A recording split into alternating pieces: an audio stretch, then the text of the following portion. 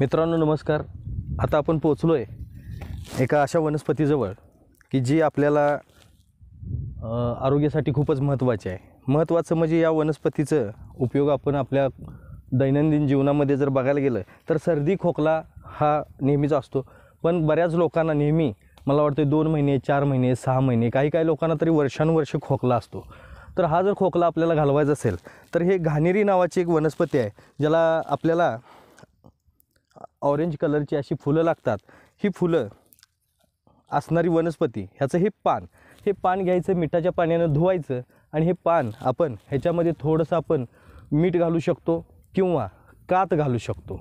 आणि हा कात आणि हे पान जर आपण खाल्लात तर कोणत्याही प्रकारचा खोकला असू दे आपल्याला विदिन 10 मिनिट्समध्ये फक्त 10 मिनिटात आपल्याला त्याचा इफेक्ट जाणवायला लागतो. हे जर सकाळ संध्याकाळ जर आपण केलं 15 दिवस तर 15 दिवसामध्ये कोणत्याही प्रकारचा खोकला असू दे, घाणेरीचं पान आणि कात किंवा जास्तीत जास्त एक अर्धा चिमूट मीठ हे जर करून एकत्र करून जर खाल्लं आपण तर बऱ्यापैकी खोकला निघून जाऊ शकतो. खोकल्यावरचा रामबाण इलाज म्हणायला हरकत नाही, कारण खोकला कफ असतो, काही लोकांना कोरडा खोकला असतो. तर कोरड्या खोकल्यासाठी सगळ्यात बेस्ट ऑप्शन हे आहे, जे आपण करू शकता. मी निसर्गोपचार तज्ज्ञ स्वागत तोडकर आपलं स्वागत करतो आणि नक्कीच एकदा करून बघा आणि मग सांगा.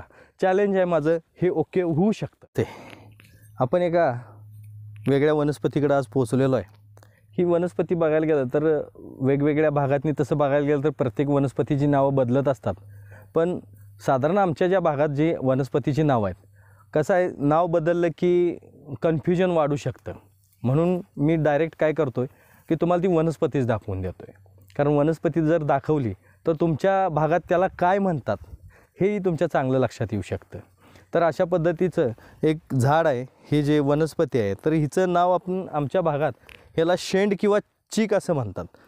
जर बघायला गेलं तर ह्याला चीक म्हणण्यापाठीमागचं कारण जर बघितलं तर आपण साधं दुमडलं तरी तिथं बघा लगेच असा चीक येतो, म्हणजे साधारण एक प्रकारचं दूध आल्यासारखं याच्यात दिसायला लागतं.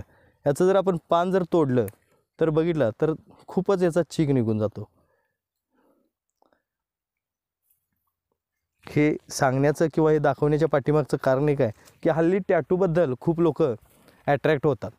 तर आपल्याला टॅटू जर घालवायचं असेल, याचा चीक लावल्यानंतर ठराविक जखम होते आणि त्या जखमेतून पूर्ण तुमचा टॅटू निघून जाऊ शकतो.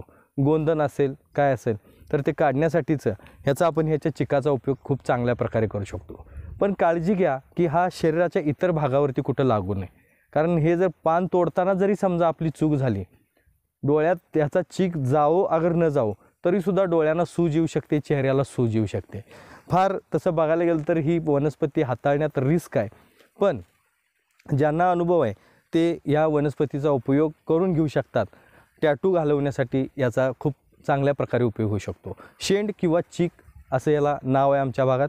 आपण हे बघू शकता. वनस्पती परत एकदा नीट निहाळून बघा की वनस्पती कोणती आहे काय आहे. ह्या वनस्पतीची जास्त काही माहिती न सांगता उपयोग आहेत, पण आपण जास्त माहिती न घेता इतक्यातच थांबलेलं बरं पडेल, कारण ही तशी वनस्पती बघायला गेलं तर हानिकारकसुद्धा आहे. म्हणून हाताळताना जपून हाताळा, अन्यथा न हाताळल्यास खरंच खूप छान होईल. थँक्यू, धन्यवाद.